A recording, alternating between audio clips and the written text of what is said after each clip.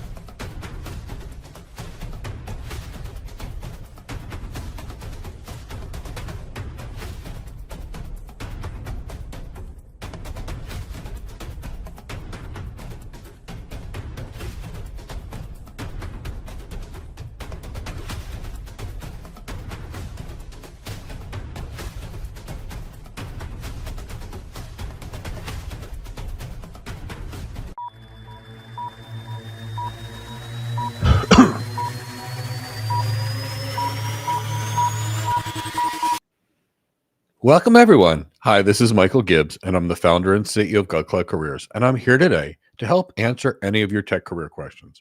Maybe your goal is to become a cloud architect, or an Azure Solutions Architect, or an AWS Solutions Architect, or a network architect, or an enterprise architect, or an AI architect. I am here to help guide you to your goals. I've been working now as an IT architect, and I mean all kinds of architects, network architect, enterprise architect, cloud architect, business architect for the last 25 years.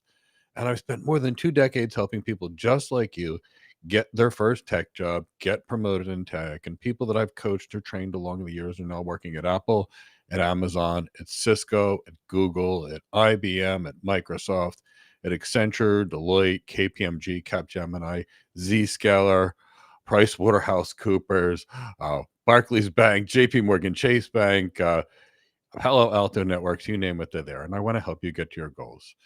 So before we begin, I'd love to tell you about three free things we have for you. The first is we have a free ebook we wrote for you. And if you're looking to become a cloud architect or an AWS solutions architect, this free ebook will describe the role. It'll talk about what we actually do. It'll talk about the skills that you need to get your first architect job. It's completely free. Please download it. While we're at it, tomorrow we have a webinar on how to get your first architect job.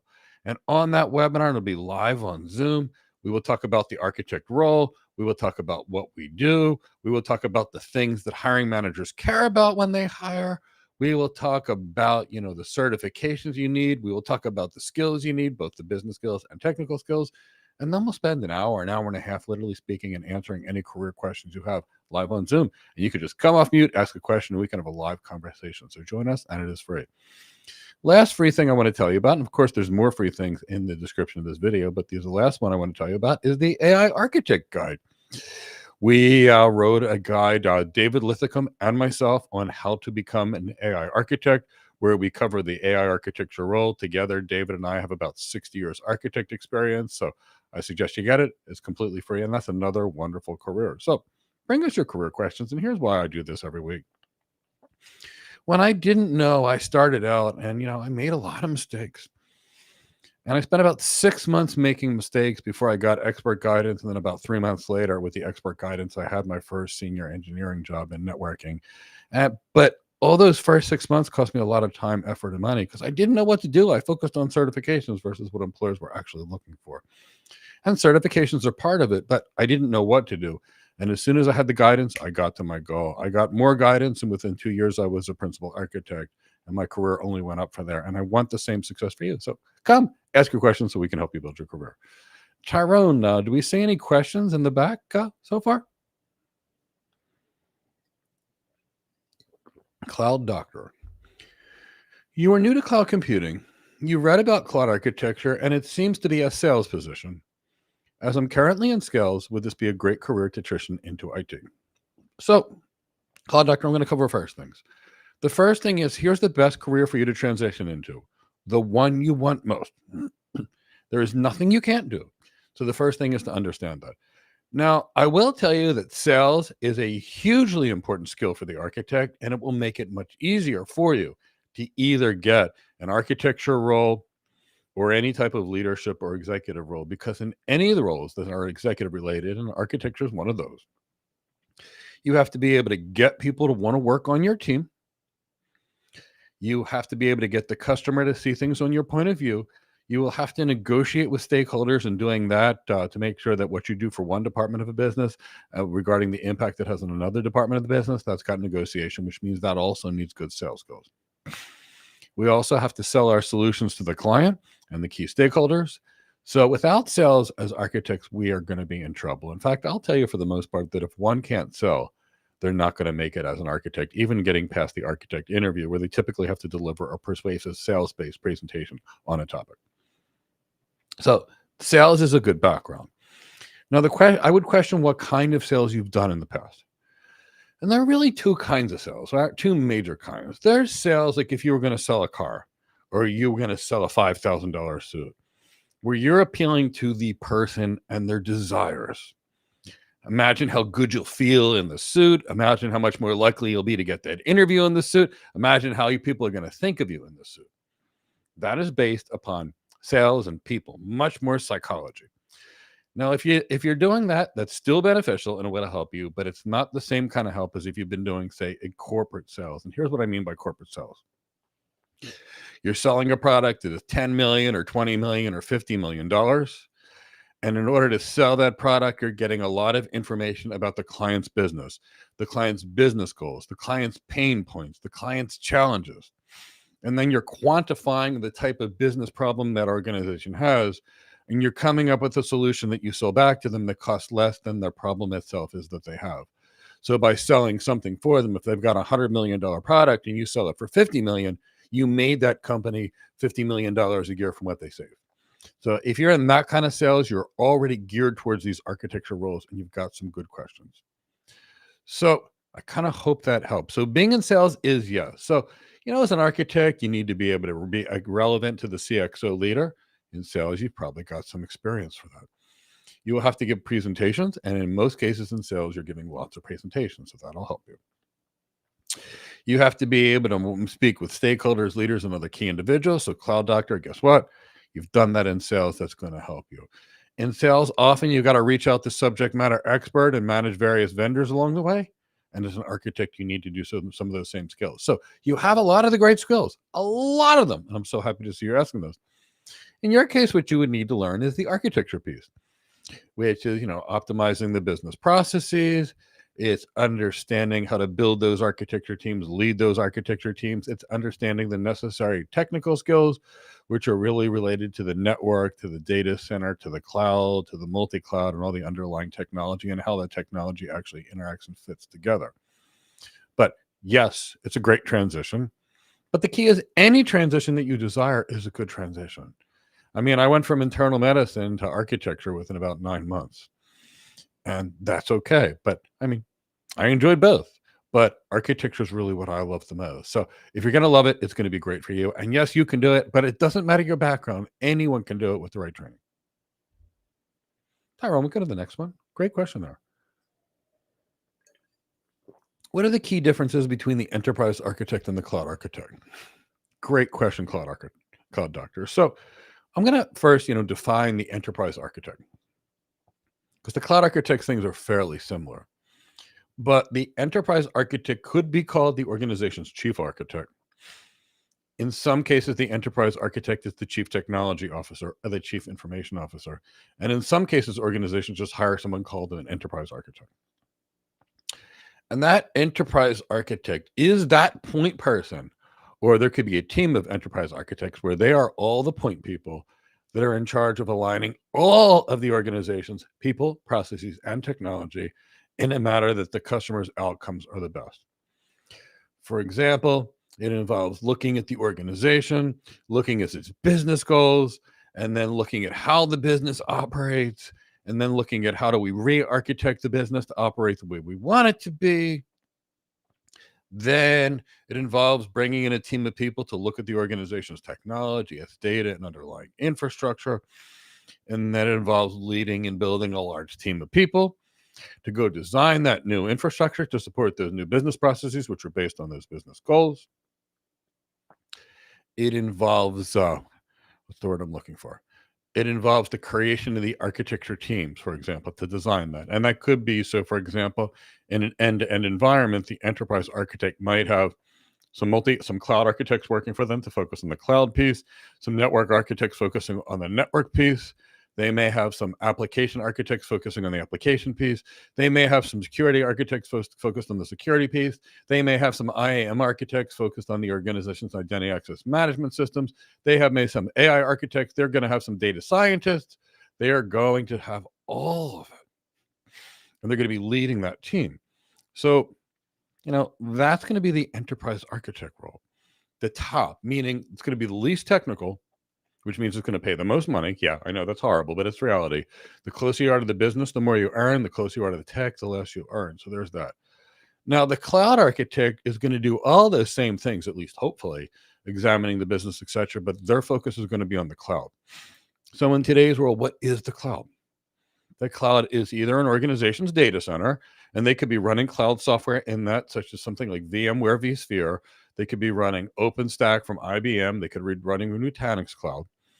So that all that network and data center stuff, or it could be the public cloud or multiple public clouds, which is usually what the cloud architect is dealing with now, because 98% of organizations use more than one cloud. I mean, let's face it, it wouldn't make sense to use a single cloud, just like it wouldn't make sense for businesses that need high availability. In the same way, you wouldn't have, 2 wide area network lines from the same provider. So most cloud architects are focused on that multi-cloud, hybrid multi-cloud solution like 98% of businesses use in today's world. So the cloud architect focuses on the cloud part of that design, whereas the network architect, cloud doctor, would focus on the network part of the design. And then the enterprise architect kind of focuses on everything. Now, cloud doctor, some organizations lack enterprise architecture, and maybe they have a CIO and the only thing they have is a cloud architect. Well, if that cloud architect is to do their job and do it effectively, they're going to have to take that bigger function and more closely to what the enterprise architect would do.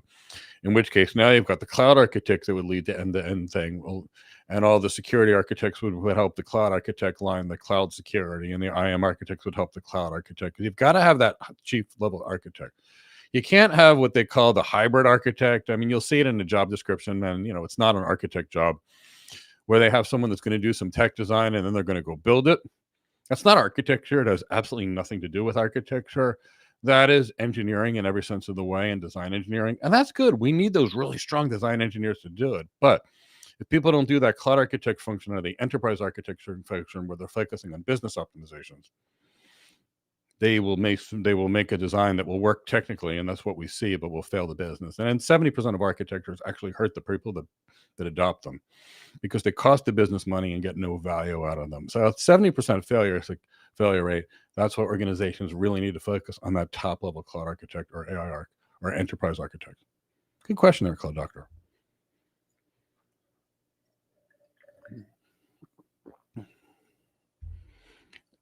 Cloud Station, you saw a job description for an architect which required hands-on experience. What's your take?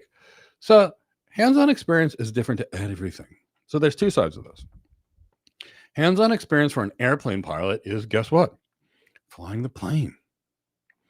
Hands-on experience for the architect is building that team, leading that team, producing those documents, responding to RFIs, RFPs, RFQs. Creation of architecture repositories, creation of architecture artifacts, creation of thought leadership documents. That's hands-on experience. The same way hands-on experience for a surgeon would be doing surgery. So there's that.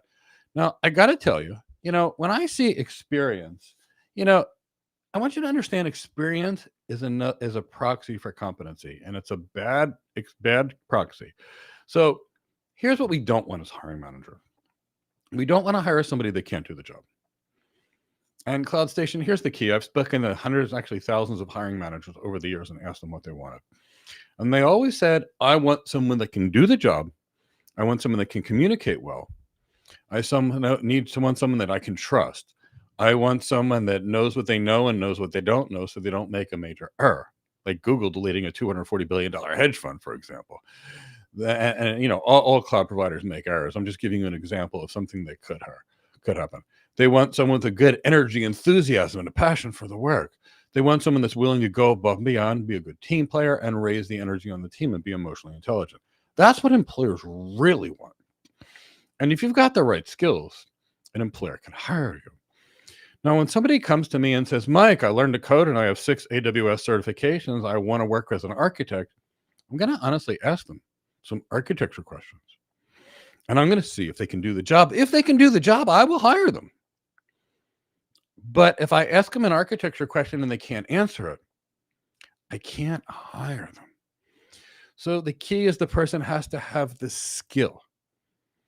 Now, when you could look at two people, you can have a 14-year-old child on the left side of the screen, which is my left hand here, and you can have a 60-year-old experienced security architect that has a PhD in cybersecurity, a CCIE security, a CISM, a CISSP security, a CCSP, and an OSCP. And that I can have that 60-year-old with all these certifications, but I can have a 14-year-old that breaks in.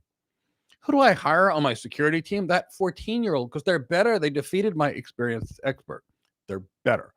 So it's all about who do you hire. So everybody wants experience. If you want a job at the front desk of a hotel, they want experience. If you want a job as a diner as a waitress or waiter, they want experience. So experience is just a main for people to think, you know, I want you to know something. People know that you can come out of college and not have the skills to do the job.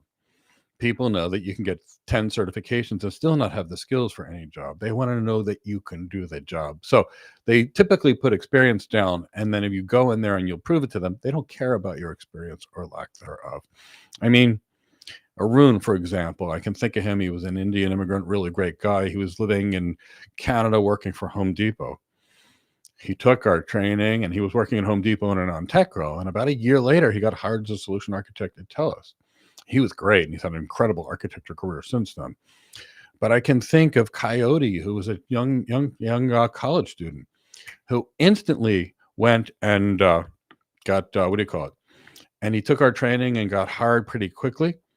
And you know, and he got hired by AWS. I'm thinking of Yvonne, for example. How Yvonne was another college student hired by AWS straight out of our program as a solution architect, and not a junior position like an associate architect, a real architect. I'm thinking about, you know, Daniel Bosu, who was 20 years and didn't even graduate high school, but JP Morgan Chase hired him as an architect after our training. And I could give you examples all day long. The point is, they'll hire for excellence. But when you're new, you can't just be great on tech. Remember what I said those employers were looking for. Technical competency, one part of the job. And honestly, that's about half of what employers look for. The rest of it is related to your communication skills. They're looking for your attitude, your energy, your enthusiasm, your passion for the job. How hard you're willing to work. Are you willing to go above and beyond? How emotionally intelligent are you? And are you a good team player? So the key is people always want better. And I would always hire the best person, regardless of any other factor. Sometimes experience makes you better. Sometimes I interview people with 50 years of experience and they don't know anything about anything. And I wondered what they've done for the last 50 years. And Cloud Station, if you've ever been to a store or ever been to a business and somebody treats you so badly and you're thinking, you wish you could ask, is this your first day? But then the person in front of you in line says, is this your first day? And they said, no, I've been here 21 years. I'm the manager. Well, they didn't know what they were doing for the previous 21 years either. So competency or the ability to do the job and do it well matters much more than any level of experience.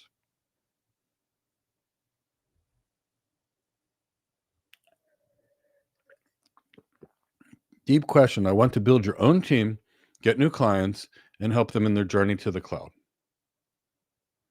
So what do you mean by that, Giovanni? Build what kind of team? Are you building a sales team to go sell other people's solutions, which you could be doing and say a value-added reseller? Are you building an architecture team where you're going to consult on architecture projects and then sell those architectures, and then you're going to call another team in to go build them, like would normally be done, and you're going to be an architectural consulting firm. So what do you mean by your own team? And what kind of clients is that you're looking to do? And the question is, do you want to be helping them into their journey in the cloud, or do you want to be helping to do what's best for them? Giovanni, I'm going to tell you, 40% of business would save a lot of money, for example, not going to the cloud, taking their data center and turning it into Nutanix or OpenStack cloud in many use cases. In other use cases, it would be cheaper to go to the public cloud. So the question is, do you really want to help your clients, which is what I want to do, or is it all getting them to go to the cloud, assuming the cloud is best? As I like to view a cloud architect or an enterprise architect as sort of like a doctor. There's no best pill. You choose the right pill if you're the right patient at the right time. Okay, so you want to architect and implement Azure services. So Giovanni, what country are you in? And let me give you my recommendations. My recommendations are for you to get properly trained, fully trained, and assuming you are, get a job somewhere for several years. And I'm going to tell you why I say this. I want you to truly think about what it's going to take to sell to new clients. So if you're going to sell to a client who's already selling to them, the cloud providers themselves are going to sell to them, like AWS, Azure, or Google. The telcos are going to sell to them because they resell cloud services all the time. So think your big phone service and internet service providers are going to have them. Your big four consulting companies are going to be reselling these things to cloud. And your value-added resellers are going to help you be selling the things to the cloud. So unless you've got a Rolodex of people, because maybe you spent 5 years at an Accenture or Deloitte or a KPMG, and you've got a Rolodex of people who you can call and say, hi, it's Giovanni. I just left Microsoft and I'm looking to, and we've worked together in the past. You need some consulting. It's going to be very hard. Now, you said Brazil, which makes it a little easier than it would be saying in the US, because there's less competition in certain places. And I've spent lots of time in Brazil and it's beautiful, wonderful place. But let's talk on this on a different side of the things. So actually, it was Argentina. Never mind. Sorry about that. But so let's think about it from the different perspective of the side of things. If you've got less competition, you're going to still need to go out there. So I'd recommend building your brand first. I'd recommend getting a good job for someone for about 5 years to build. And that way, it's going to be easier because you'll have the right connections. If you don't have those connections, here's what's going to have to happen. The first thing you're going to need to do is start a company. And then you're going to have to build an audience, meaning get people to know who you are and your brand. That means spending millions of dollars worth, typically speaking, to get the people and the name out there. And so there's that. Then you typically have to be able to have the teams of the people that can design it, the teams of sales reps that can do it, program managers that are going to help manage the implementation, and you're going to have a team of engineers because you can't have one person doing it. You can't fly an airplane and keep the people in their seats at the same time. So you're going to need to have an executive that's going to run this and coordinate all the things between the team of people that are there.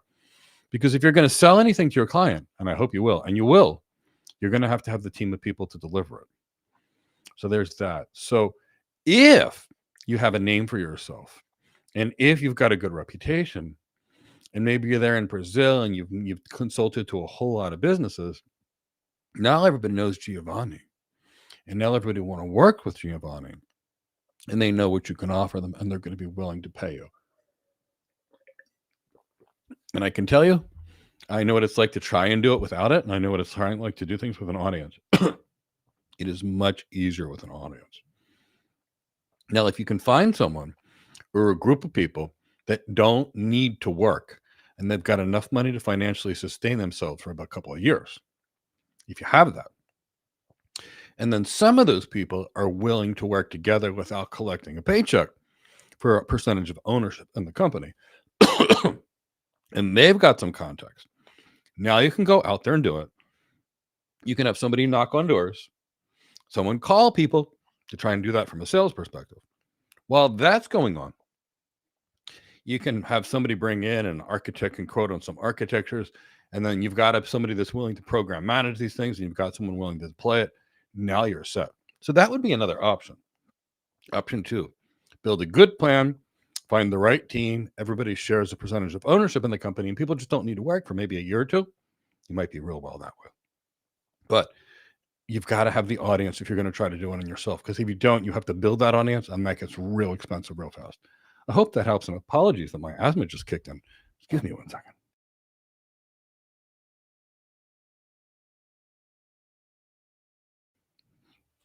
All right, I hope I answered your question there, Giovanni. And if you've got more questions or want to dive deeper into any aspect of a business, I'm really happy to talk about it.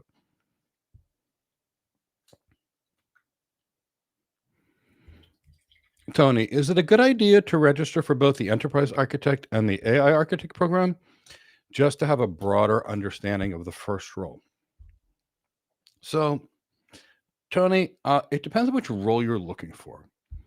I can say that if you were going to do the Cloud Architect and the AI Architect together, that would probably make sense. The AI Architect and the Enterprise Architect together, let me think about that for a second. Yes, you know what, Tony? In some ways, the answer would be yes. So let me kind of tell you the difference between the two. Our AI Architect program is focused on AI, which is really good. The Enterprise Architect program is more focused on digital transformation and cloud architecture. So what I would say is, Tony, it would be best to maybe register for, say, the Enterprise Architect program. And after you were a student of the Enterprise Architect program, there's a very small nominal fee of an upgrade to go from the Enterprise Architect to the AI Architect. But I wouldn't want you to buy both, because there's some overlap in those programs. So there's a cost reduction that's that. Now, what I would say is it depends on your goal. If your goal really would be to be a long-term enterprise architect, having that AI knowledge now, after I think about it, is probably going to be beneficial anyway, because AI is going to be the driving force for the most part for the next level of digital transformation. Organizations have been collecting data for the most part. They've done nothing with the data. They can take that data, they can clean up that data, they can enhance employee productivity, they can get more work done, they can do it with a lower cost of staff, they can do things more expertly. So the AI is going to really help in a lot of ways. Now, if I was going to do that, I would focus more on the AI Architect program and the business sides of the Enterprise Architect, meaning those business process reengineering classes we do, those leadership classes we do, kind of like we have a class tonight. And I would emphasize a little less on the cloud stuff. And why do I say this? I love the Enterprise Architect role. It's personally my favorite of the bunch. They're all good. I've had lots of them, but I enjoy that enterprisey, that chief architect, that executive tech strategist role. That's the one I prefer after having all of them.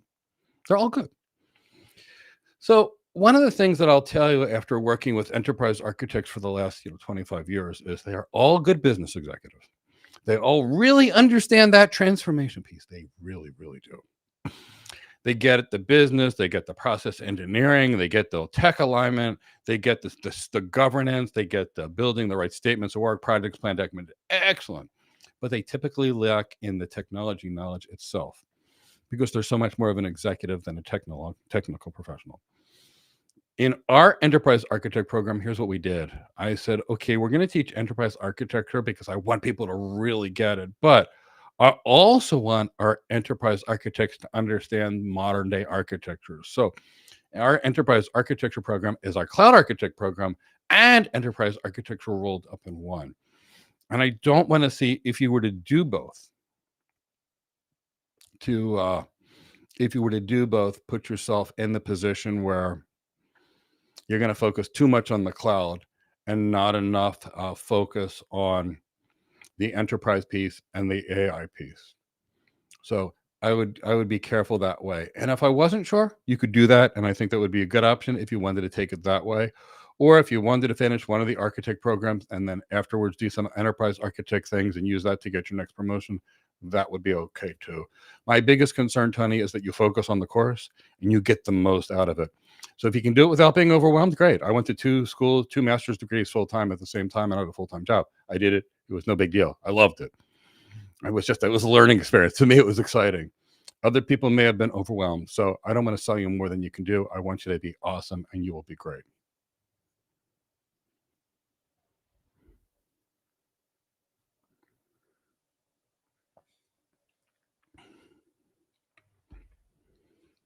FN. What would I recommend putting on your resume? Brand new to the IT world, you have lots of hands-on experience through consult and studying. So FN, the first thing that I would ask you is, what job do you want? Tell me what job you want. Because the job you want has everything to do with what you put on your resume. Ask me that, and then I can ask you further questions. I really do want to help you.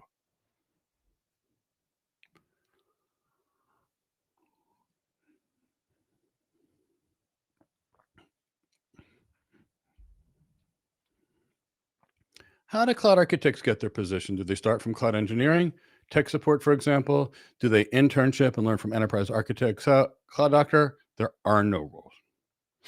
I know some people who have done what I call the least strategic way to get there, which is somebody told them to start out in help desk, and they spent 5 years in help desk, and then they got an admin job or an engineer job.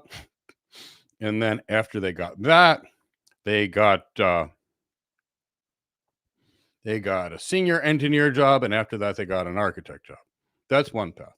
The zigzag take 20 years to get there. The other path, by comparison, and FN, tell me whether you want to be an architect or an engineer, because it's a completely different resume. I'll get back to your question soon. You've got to know, because the labs, everything in there has to be exactly different. So I know other people, for example, at Jennifer Ema, who was a mental health tech, we trained her and she got her first job as an architect at JP Morgan Chase Bank. I know Lenny Burnett, who was our video editor, we trained him, and guess what? He got hired at, Citrix, who hired him as a solutions architect. I know Delroy Batt, who was working on ambulances as an EMT. After we trained him, he got hired at CDW. I know Pierre Dassault, who was working on sailboats before we trained him, and after he got hired as a solution architect at Lease Web. You know, Noah Parker, who was a social worker, who came to our training, and after he left our training, he was hired as a solution architect. And I could give you example after example. There are no rules. Here's the way you get any career. You determine what career it is that you need, and you master the skills for that career, and then you master all those other things that are necessary, and you go out there and get hired. Meaning, you want to be a doctor, go to medical school. You want to be an airplane pilot, go to flight school. So the first thing you have to do is go figure it out and get the right skills. And the key is, it has to be the right skills. And I will also tell you this. I have cloud engineers with 10 years of experience that I've trained to be an architect and gotten them hired. And I've had sales reps who I've trained and gotten them hired. And I'm not going to tell you it takes longer to get a sales rep hired than an engineer. It takes about the same size. Both critical jobs, but they're completely different from each other. Hope that helps. Pal, I worked 1 year on a physical server at startup. There are not any good jobs to start your first architect job. You want to be an expert by hook or crook, so please suggest where you start your career. Well, we have to understand what the architect job is.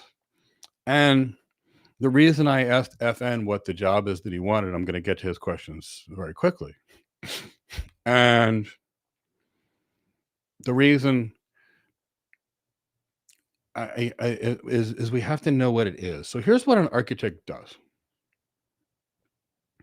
And I've got a document for you to read that explains the complete architect role, everything we do, and it's completely free.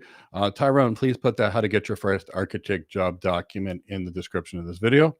And Tyrone, please put the link to the webinar on Thursday, the free webinar that we host on Zoom on how to get your first cloud architect job, because I really want to invite some folks here. So now that you know what it is, the first thing you need to understand is the role itself. Here's what we do as architects. We will meet with the client to ask them their business goals. After we meet with the client, we have to understand the way the business operates, all the organization's business processes, for example. Then we have to work with that organization and say, do these business processes get you to your end goals? And if the answer is yes, we make no changes. And if the answer is no, we have to work with that organization to re-architect the business processes, how things get done. After we know how we want the business to operate, now we've got to go in there and evaluate the organization's technology. Now, we're architects. We don't touch the technology. We don't code. We don't configure. We're not engineers. So we're going to bring in a team of engineers to go look at the organization's network, their data center, their cloud, their data, their applications. And we have to assess what they are. And then we're with that architecture team, we're going to say, well, does the current technology enable that business to have the new business processes they want in an optimal manner? If the answer is yes, do nothing. If the answer is no, now I'll create your architecture team. And the architecture team will spend the next 6 to 12 months, and it's going to be a team of 15 to 50 people to really create the architecture. It'll be a team of experts. You'll have like a lead cloud architect that leads it. You'll have AI architects working there. You'll have security architects. You'll have network architects. You'll have IAM architects. You'll have, data scientists. You'll have DevOps engineers. You'll have cloud engineers. And that team's going to help you create the technology that's going to support those new business goals and new processes. Then after that, you're going to have to document this thing, architecture up, and it could be hundreds of pages, and you're going to lead the team to actually do that. You're then going to have to go take that architecture and present it to various stakeholders. They're going to give you their feedback. You're going to have to go negotiate with those stakeholders. Then you're going to have to finalize that architecture, present that architecture to the client, work with the account team to sell that architecture to the client, creation of those statements of work, for example, making sure they have the sophistication to support the architecture. And then after you do that, and you help them determine their change control, you go off to a new client. So you have to have the skills to be able to do that. And you also need to understand the underlying technology, which is not learning how to click a bunch of boxes in the AWS management console. And it's not going to come from learning to code, and it's not going to learn from coming to configure systems. You have to learn how those systems work. For example, what happens when you put a PC on the system? How does it get its IP address? Does it go out there and send a DHCP discover broadcast? And do the servers then respond with a potential offer? Does the client maybe accept it? And are the systems notified and then lots of the IP address? How does that work? Because you're going to need to understand that. How does an organization use DNS? How does the DNS system? What are the messages along the way? How does the packets routed from point A to point B in the network? And if you don't understand that, you won't be able to design it. How did the servers work? Why do you choose certain servers with certain cores and certain DRAM type requirements? Where should the be computing done? Does it need a higher clock weight CPU, or does it need more cores? Should it be based on parallel computing, which is put in the GPUs? So the key is you're going to have to be trained those. And once you're trained, it'll be easy. So we run a training program. But what I'll do is I'm going to suggest, and if whether you train with us or you decide to find some other way to get this knowledge on your own, I want to help you get there. And on Thursday, which is tomorrow, we're going to run a 2-hour webinar live on Zoom. And we will talk about every one of these things, from the knowing how to choose the right WAN, like maybe your client needs a software-defined WAN versus a SASE WAN versus a VPN tunnel, like an IPsec tunnel versus a private line. But whether it comes to that, or whether it talks about determining a container orchestration platform, we'll talk about it. We'll give you the list of skills that you need tomorrow's webinar. And it's free, and you can come on mute, off mute, ask questions. We can have a live conversation. You want me to give you a mini interview and see if you're ready to be hired? I'll tell you that too, because I just want to help. And they're all free. So please join us.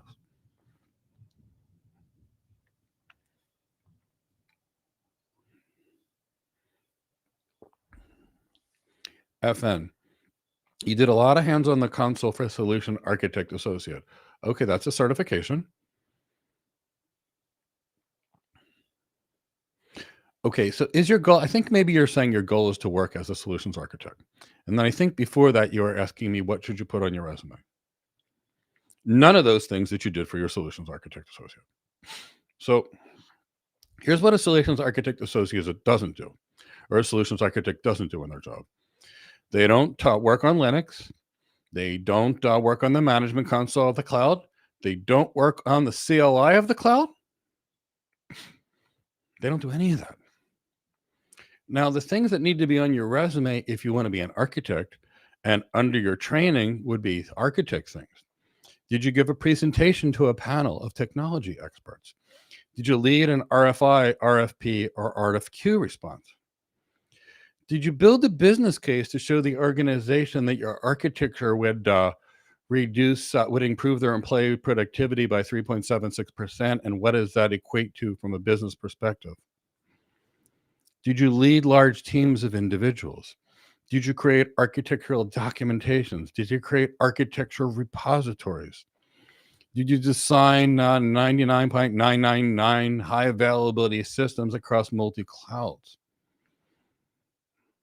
Did you create any thought leadership documents to sway an industry? Did you create any types of reference architectures? These are architect things. These are what should be on your architect resume.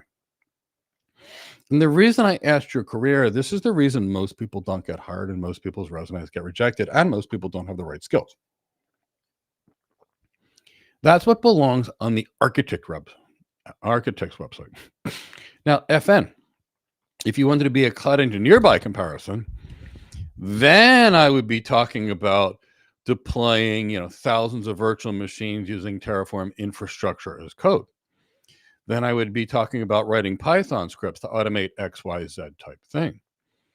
Then I might be talking about migration of 5 petabytes of data through XXXYZ methodology or approach.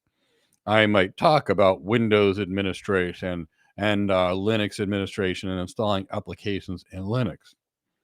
I might talk about automating Windows systems with Windows PowerShell scripts if I was an engineer.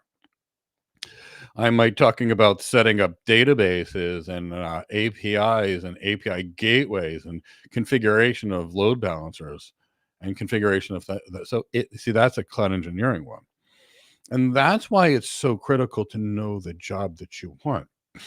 Because if you want to go out there and be a physician, and let's say you went to medical school and you started talking about your ability to be a great nurse on your resume, the people would say, why is this physician looking like a nurse?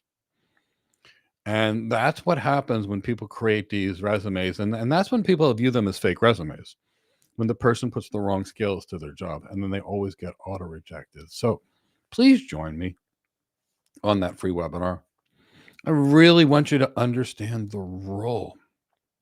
I really do. I want you to understand what we do and the skills that we have. Because when you know the skills that you need, you can go get them. And then you can present them in everyday social media speak. And the world will see your messages and they will come to interview you. You're not going to be searching. They'll be searching for you. And when you create the right resume and right LinkedIn profile, people will come to you. But you've got to be able to do those things that are on your resume. You've got to have all those skills of everything that's on your LinkedIn profile and resume. So those are the kind of things that are there. Hope that helps.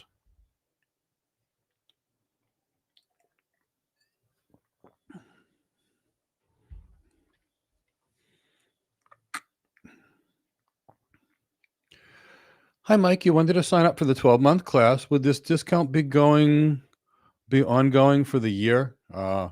Thank you. You want to work in the cloud and buy a house. So my marketing team determines when we do discounts. We don't typically run them all the time, for example, but the marketing team decides that.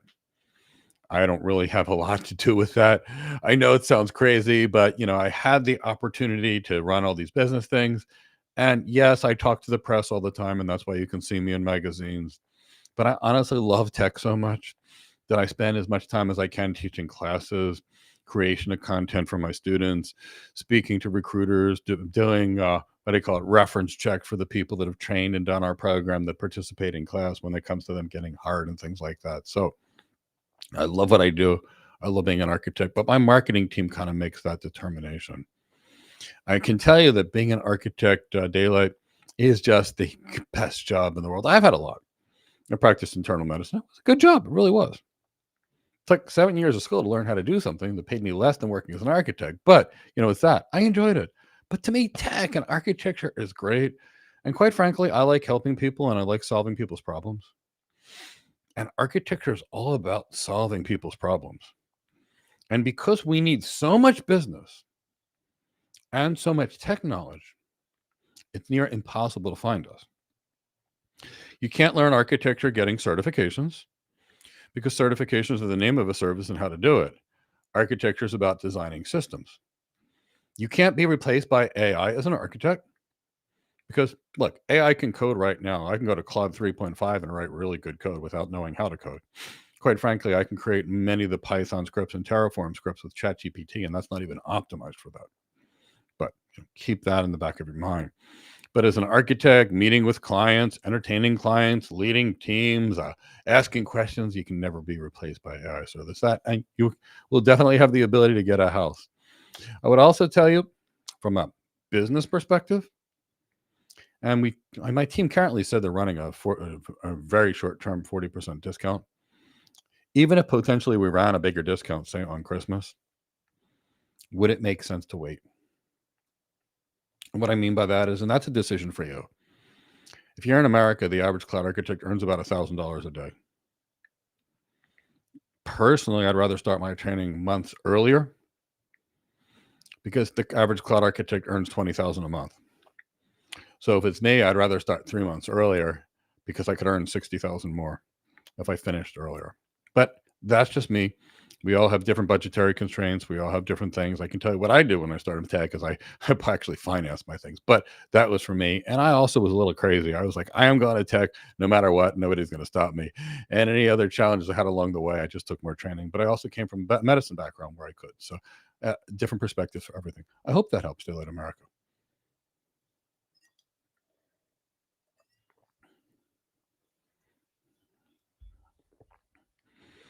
India, 10 years of experience, worked from IT app development to full stack engineer to solution architect. That's great. Thank you for your excellent videos on architects. Do we run any class programs? Absolutely, AP. We run programs for enterprise architects. We run programs for cloud architects. We run programs for AI architects. And that's the AI architecture is actually David Lithicum, who teaches that with us. The cloud architecture and enterprise architecture, we've got lots of people, PhD business school professors, for example. We've got enterprise architects in there, network architects in there, application architects in there, and you name it, all kinds of architects that actually teach in that program as well. And we also have tech leadership training. So there are some things that we actually need as architects to move up into director and VP level roles. And it's a level of business acumen, it's a level of executive things, more executive things than actually MBA things. So what we did was, like, I did 1 3/4 MBAs. Look, I like school. So I did 1 3/4 MBAs, and it was like, wait a second. After my MBA, my company sent me to about $100,000 worth of leadership training over the next few years. Executive presence, CXO relevance, sales, presentation skills, and all those other executive soft touch kind of skills. So what we did is in our tech leadership program is we actually we taught all those kind of softy skill things that you would get in that $100,000 of training that I took, and all the stuff people need out of an MBA program, and kind of called it our tech leadership program. So that's something else we do, but it's all about architecture and leadership for us. The things that really, improve lives, really raise salaries. And it's my love. I do what I love.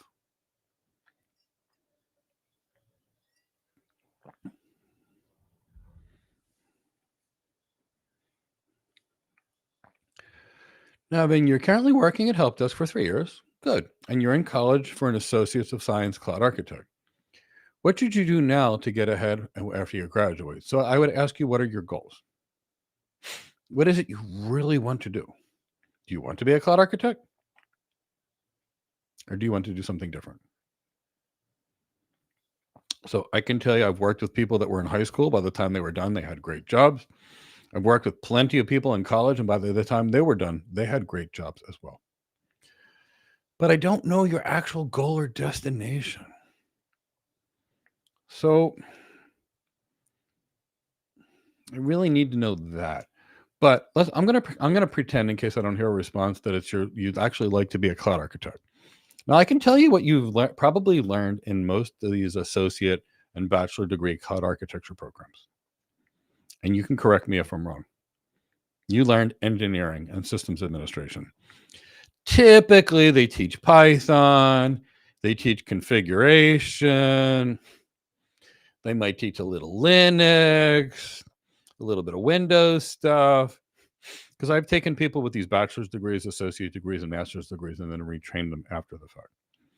If that's what you've learned, I would tell you now, you will need to go out there and learn the business piece. You will need to learn how to sell. You will need to learn how to lead. You will need to learn how to present.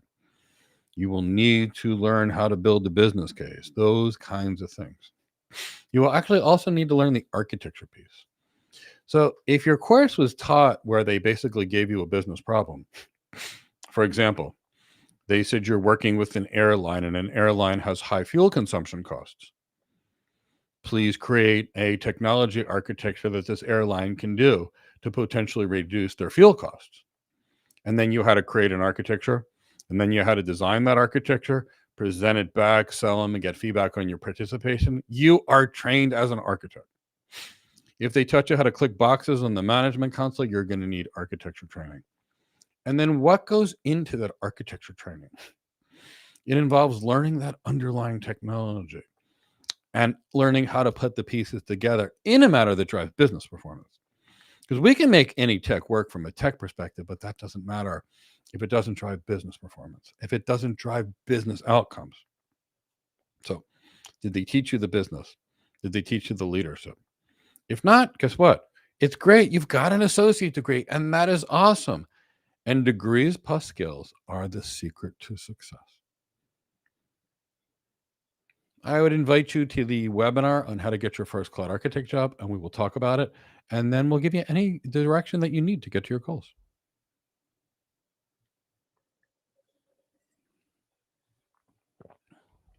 Suraj, solution architect versus cloud architect.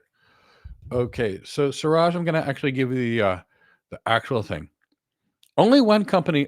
Here's what a solution architect does.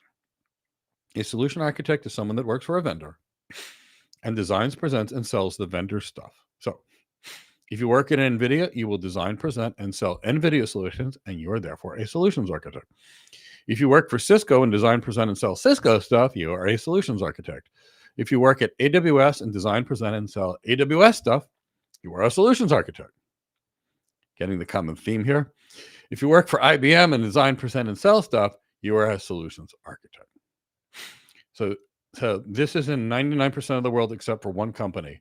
AWS has a cloud architect, which is not really a cloud architect at all. It's more of a technical architect. But outside of AWS, these are the rules. Here's what the cloud architect is. The cloud architect is the person that designs the company's cloud solutions. 98% of organizations are on more than one cloud. 98%.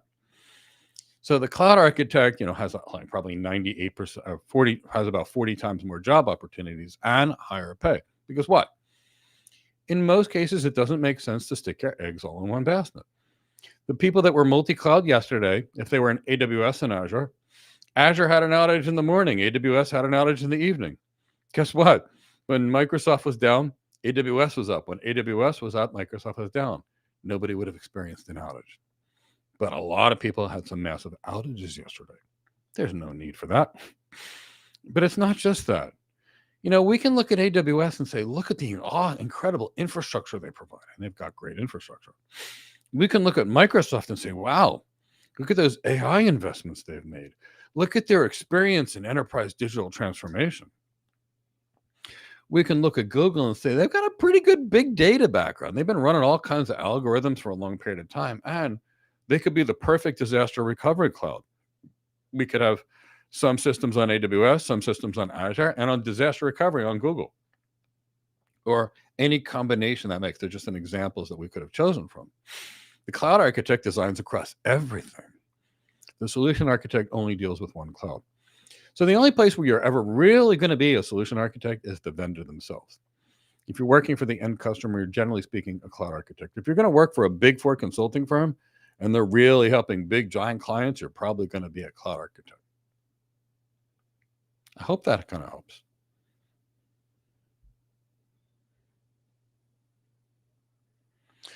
If you've got some questions, please ask them. I'd love to help. Really would. Please ask them. I don't have that much time left, so please ask any questions that you may have.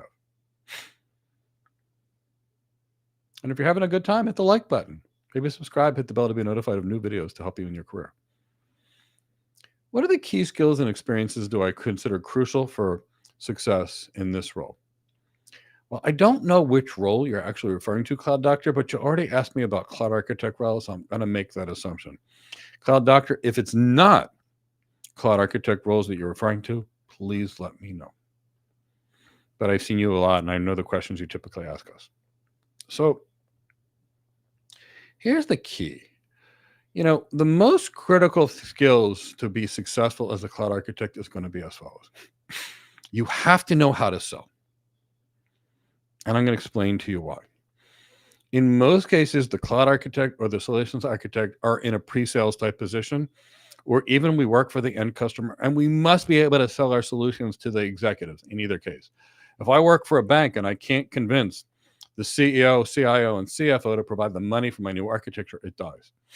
If I work at Cisco and I can't convince my client to adopt this new architecture because they're having this business problem, they won't adopt the business problem. The architecture will die. Guess what? If we work at a company like AWS, Azure, Cisco, IBM, or Google, and they put us in a pre-sales role and we can't sell, we get fired. So sales is probably one of the most critical roles that people miss out on. And you can look at an architect role like a principal architect role, Cloud Doctor, and you can look at, say, a principal architect at Google. The pay range is about $400 to $677. And that $250,000 or more, the difference between the top and bottom paid person is generally related to how much of a solution you can sell, or how good your business acumen is, and how good you sold yourself in the interview. So there's that. Cloud Doctor, I'm going to say communication skills is probably the most important. And mind you, I haven't even said the tech things for a reason. If you don't have the right level of communication skills, you will never get the correct problem. Sometimes I like to take some new students, and I like to have a problem, and I'd like to make them interview me to see if they can get to the problem. Very often, if they come from the tech background, they can't get to the problem. But if they come from a background like law or sales or healthcare, they typically know how to ask the right questions. So it doesn't matter. You can learn these things. Nobody's born with any skill. We're taught. So kind of keep that in the back of your mind. So after communication skills is going to be leadership skills. There's an African proverb that says, if you want to go fast, go alone. But if you want to go far, go together. Well, this is the key. If you speak to David Lithicum or me, both of us will tell us that an average architecture takes 6 to 12 months minimum on a team of 50 to 50 people. So we have to be able to lead that architecture team if we're going to be there. So, after that,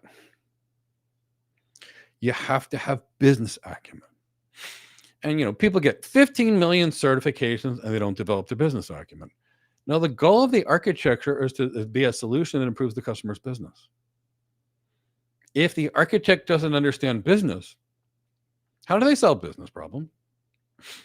Well, Cloud Doctor, 70% of architectures are disasters. And that's why when I see an architect that says, Mike, I'm learning Python, I cringe. And I say, do you have an MBA? And they say, no. And I'm like, well, maybe go get some of those MBA skills because they're more critical for your job. Because if you want to be a great architect and you learn the skills of the people that are doing the building, but you don't know how to improve your client's business performance, guess what? You failed them. And you put your focus in your hobby or your love versus your career. So kind of keep that in the back of your mind. So they're the key business skills. Now, next, you have to understand the technology you're working with. Now, you can do cloud labs all day long, and you'll never learn it. So you have to learn the tech. And here's what I mean by this. Somebody can go up and set up a WordPress website, right? Click a few boxes, sudo apt install HTTPD or something like that, change the Apache configuration, and it's done. You can do that. And that's a good thing for a cloud admin that wants basic hands-on experience. But here's the problem. The question would come to you is, what size server do I need? How do you calculate the number of CPU cores you need? How do you calculate the amount of DRAM you need based upon an average HTTP or HTTPS request? How many hits do you need to be able to hit that hard drive? Now, when you compare this processor versus this processor has a higher frequency and this processor has more cores that you could use. Which one of these is more appropriate for your situation? Do you see where I'm coming from? Learning how to build is not the same thing. So kind of keep that in the back of your mind. So you have to learn the network, meaning things like routing and switching and VLANs, VLAN tagging, routing protocols such as BGP, WAN technology selection such as software-defined networks versus IPsec tunnels, versus SASE WANs versus software-defined WANs. Understanding of virtual machines and how to size virtual machines and the types of virtual machines to use. Understanding container orchestration. For example, understanding why using an Elastic Kubernetes service is probably not a good idea in a multi-cloud environment, but why you might manage your own Kubernetes service or use a managed service from, say, IBM OpenShift across your clouds. So it's container and container orchestration. It's knowledge of storage area networks like block storage, object storage, file storage. It's knowing how to work around the weaknesses of the slow performance of cloud storage in the cloud compared to high-speed data center performance. It's knowing how to work around the latency systems of the cloud. It's knowing how to secure your cloud. And it's not going to be with AWS WAF, Shield, and NACL in a security group in enterprise grade wide. It's going to be strong knowledge of the demilitarized zone demand and why you would use next generation firewalls and data loss prevention strategies. And all that's the kind of thing that we actually teach for our students to be successful. That's why our program's over 800 hours now. But, those are the skills that are there. You need to understand the business and how to optimize that business. And you need to understand how to use technology as the tool to optimize that business. So picking the right technology, the right business processes, and then being able to show the customers. You do that, you'll be able to write your own ticket, be able to earn more than you've ever imagined in your entire life, and have a career that you will love and get a tremendous amount of respect for.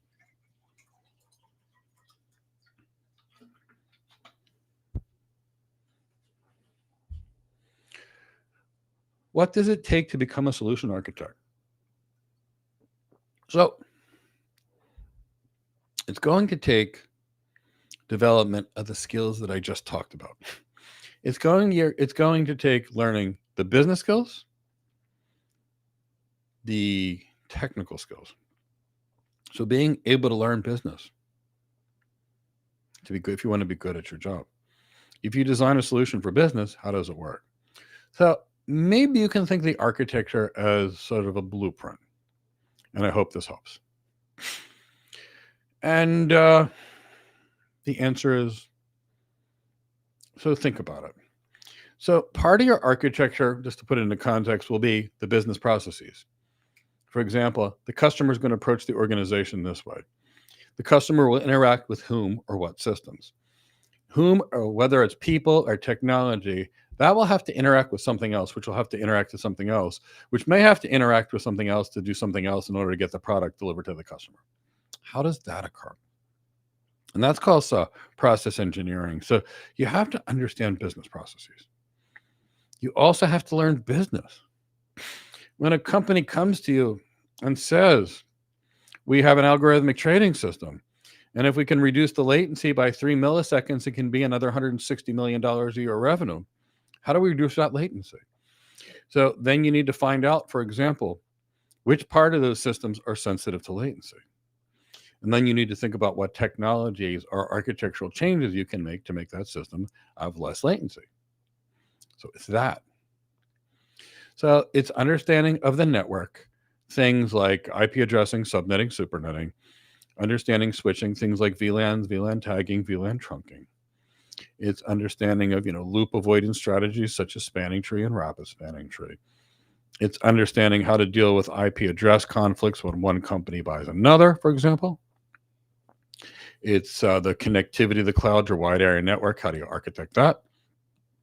How do you architect your routing, for example, your BGP, to get your traffic to go across the network that you need? And of course, we teach all these things in our architect program.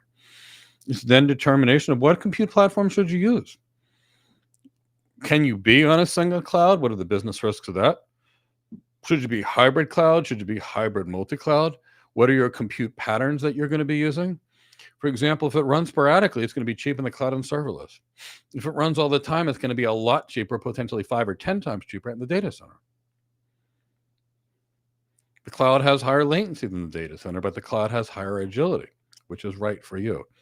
So it's understanding that compute and compute selection and how to architect the compute the way you need it to be.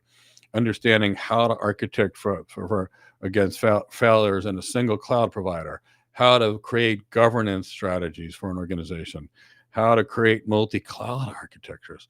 What kind of databases should you choose?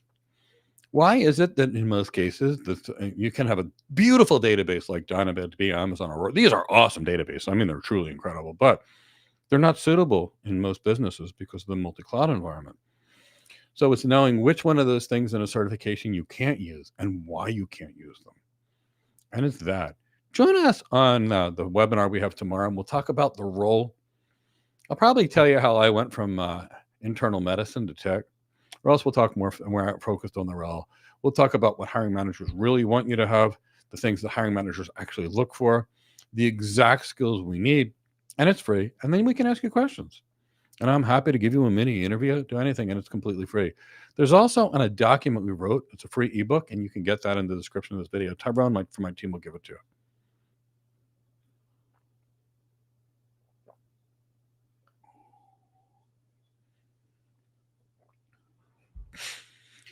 Does our team provide any unpaid internships in the program of Cloud Architect? Absolutely. Everyone that signs up for the Go Cloud Careers Cloud Architect Career Development course is in an internship. They will get a title within our program. They will be doing architectures every week, and they will be able to communicate with our staff, be taught by our staff. So the answer is yes. Now, would you find unpaid internships out there? The answer is no, and here's the reason why. The answer is when you are an architect, you have to integrate, really to speak to the client's executives. And here's the reason why. The executives know the vision for the business. What if I told you that the average CIO, their time costs more than $15,000 an hour? More than that in most cases. So, meaning if they speak to one person, they lose, instead of a business-related function, the company loses $15,000. So, the CEO can't really talk to an intern, because if they spend 30 minutes with them 3 times, you're really dealing with about $20,000 of business losses. The next thing is if the intern does something wrong, it will completely destroy the business. And in order to really run a good cloud architecture internship, you're going to have to dedicate many, several $100,000 per year architects to actually speak to the interns that are actually there. And that's why I created the Cloud Architect Career Development Program, which is our internship, where students, will present client outcomes, respond to RFIs, RFPs, RFQs, design architectures for things in security, things in AI, solutions for banking, solutions in retail, solutions if they were going to create a social media provider, solutions for any kind of enterprise environment you would possibly think of. So that's why we have our Cloud Architect Career Development Program. It is a mentored internship along with about 800 hours of training, at least, where we teach the skills and then give our students an opportunity to do them. Because it's very hard to actually do this. It takes a lot of work and coordination. In order to make this happen, and I'm not joking, we have me and David Lithicum, who teaches in our architecture programs. Together, that's just 60 years of architecture experience. He was the lights head of cloud strategy. I've got enterprise architects that teach in this program, application architects that teach in this program, big data architects that come and teach in this program. And I'm drawing a blank on many other network architects, security architects come and teach in these programs. And that's not enough. I've got MBAs from the C-suite that teach in this program. I've got PhD business school professors that teach in this program, because that's really what it takes. Join us tomorrow on the free webinar. We'll talk about what it is. And even if you don't want to train with us, at least you'll know exactly what skills are that you need. And if you've got all those skills, however you get them, you'll be there. I mean, look, I took a lot of training to get there. It was expensive, the training that I took to get there. But with the right training, you can do anything.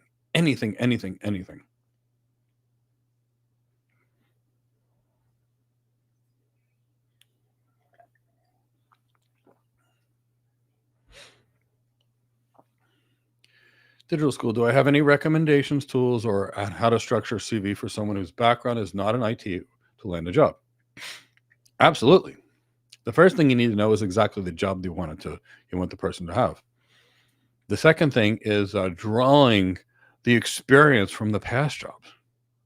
For example, my last job was internal medicine. Do you know what I did in internal medicine? Someone would come in with something called the chief complaint. They'd come in and they'd say, Mike, my throat hurts. I'd say, okay, your throat hurts. And then I would ask them some questions about what made their throat better, what made it worse. Then I would examine them. Go in there and look in there with an otoscope in their ears, look in their eyes with a flashlight, see if their pupils respond, look in their nose with an otoscope, take out my tongue depressor, my flashlight, look in the back of their throat. I might potentially culture the back of their throat.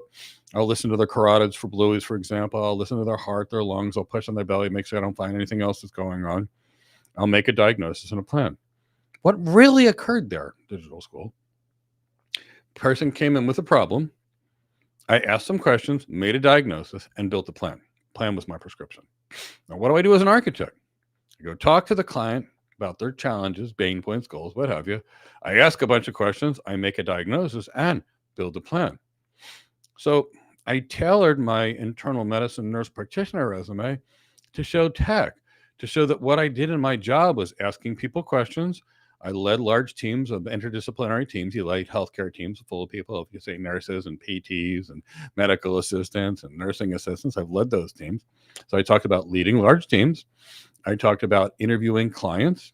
I talked about delivering presentations because I used to speak at medical conferences, for example, periodically. I talked about selling clients on what was necessary, for example, in medicine. If you can't convince your patient to maybe lose weight, stop smoking, stop using drugs, exercise, that kind of thing, take their medications, they'll die. So in medicine, you have to learn sales. So I talked about the sales that I did in my last job. And I talked about planning. And when I went out there on my first job, they interviewed me there. And they kind of made a joke of it. They're like, Mike, what's your deal? Are you practicing medicine or networking? And I kind of said, aren't they the same thing? I said, you need to know a whole lot either way. You need to truly identify the problem, figure out how to solve it. And they kind of looked at me like, that's interesting. But, that's the key. The next thing, digital school, is to make sure you've got real skills on the resume, but the right skills. So I've interviewed about 6,000 people over the last 25 years. I interview a lot of people. Now, here's the most interesting thing. I can never hire somebody that I don't trust. And when you ask employers what they care about most, the second most important thing employers say is somebody that I can trust. The first one is they say they have to have the skills, but the second one is, can I trust them? And here's how most people destroy that trust. On their resume, they put things down that they don't know. So here I see someone and they talk about BGP on the resume, and I say, okay, you talked about BGP, and I'm going to say, explain how the BGP finite state machine works. And they're going to say, huh? And also tell me the difference between active and idle and open sent, open confirm, or established. And I go, huh? Well, and then I'm like, well, and I'm thinking in my head, you put BGP down on your resume. You can't answer about a question about BGP. You just lied to me. And then the next question there'll be something, that's going to sound really cool. And I'm going to dive deep into those questions. So the key is, things on the resume only should be things that the person can actually do. And, the question should be worded very simply. Things should be easy for the person to view. The things that are most impressive about you should be titled first. You should not have an adjective on your resume, which tells the employer what you want from them. Instead, you should have an executive summary, which shows what you can do for them. But a lot of this is going to come down to the things that you actually do know and the job that you're applying for. And it has to be tailored to the job. And that's one of the biggest problems I see, is the resumes are not tailored to the job. So somebody wants to be working as an architect, and their resume is filled with Python scripts and DevOps. And I look at it and say, okay, are you interested in DevOps or software development? And the person comes, and maybe because I'll send the resume to them. But that would be no different than if somebody applied to be a physician, and I was the chief medical officer for the hospital or the CEO of a hospital, and they said, I'm here to be a physician, and their resume showed flying airplanes. It's just a different skill. So those are the kind of key things, but I'd need to know more specifics about your situation if you desire more information.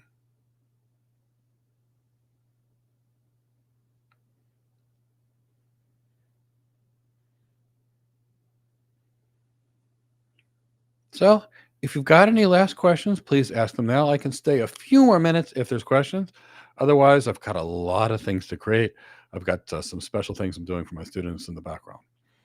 So while I wait to a minute or two to see if anybody has questions, because we're happy to answer them, I wanted to let you know that tomorrow we have a completely free webinar on how to get your first cloud architect job. We will go over the role.